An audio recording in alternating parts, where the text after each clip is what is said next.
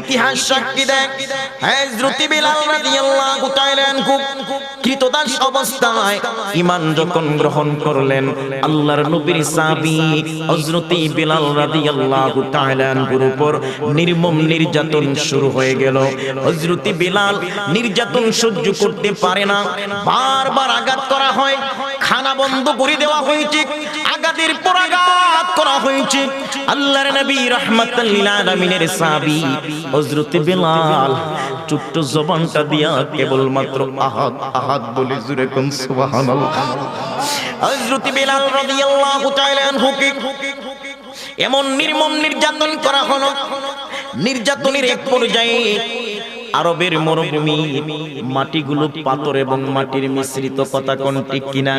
ছোট ছোট বালুকণার মধ্যে ছোট ছোট নুড়ি আছে, যে পাথরগুলো চোখা দাঁড়ালো পাথরগুলো ছড়িয়ে ছিটিয়ে আছে। উমাইয়া আওয়াজ দিয়ে দিল, আমার কৃতদাস বেলালকে একটা উটের লেজের মধ্যে বেঁধে দাও। উটের শরীরের সাথে হযরত বেলালের পাগুলো বেঁধে দেওয়া হলো, ওই লেজের মধ্যে আগুন ধরিয়ে দেওয়া হলো। উটের লেজের মধ্যে আগুন যখন ধরিয়ে দেওয়া হলো, লেজের মধ্যে পুড়তে পুড়তে যখন লেজটার একটু কিনারায় চলে গেল, উটের লেজের মধ্যে আগুন লাগার কারণে উটটা পালাইতে শুরু করলো, নিজের জ্বালা যন্ত্রণার কারণে পালাইতে শুরু করলো।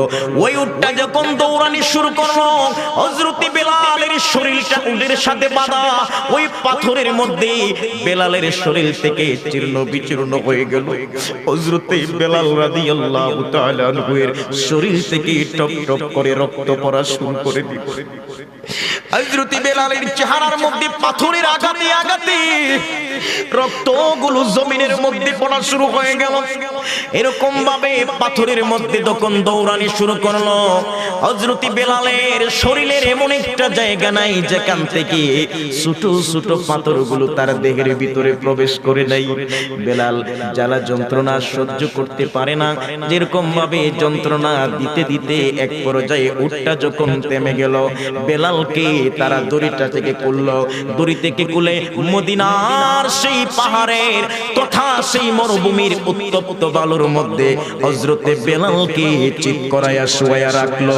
জোরে জোরে কন্যা নাউজুবিল্লাহ।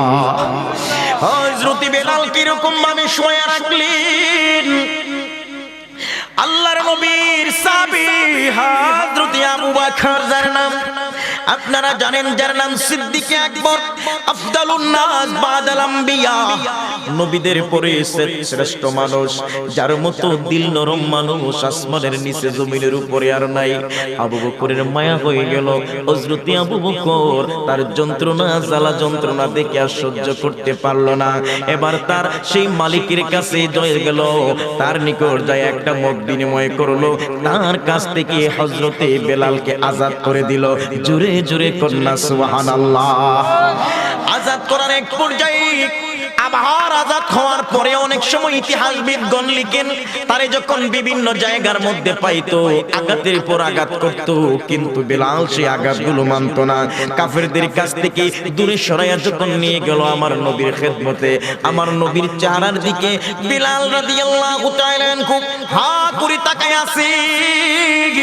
আল্লাহর নবী ডাক দিয়ে বলে, বেলাল রে, ও বেলাল, এইভাবে কেন তাকিয়ে আছো?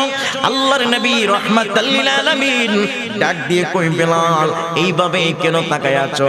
বেলাল ডাক দিয়ে কই, নবী গো, ওগো মায়ার নবী, দয়াল নবী, আমাকে দিনের পর দিন মরুভূমির মধ্যে শুয়ায়া রাখছে। নবী গো, আমাকে ঠিক মতো খেতে দেয় না, আঘাতের পর আঘাত করেছে, পাথরের উপরে আমাকে উটের মধ্যে বেঁধে আমাকে দৌড়ানো হয়েছে, আমার শরীর থেকে রক্তগুলো টপ টপ করে পড়েছে। ইয়া রাসূলুল্লাহ, নবীজি আঘাতের পর আঘাত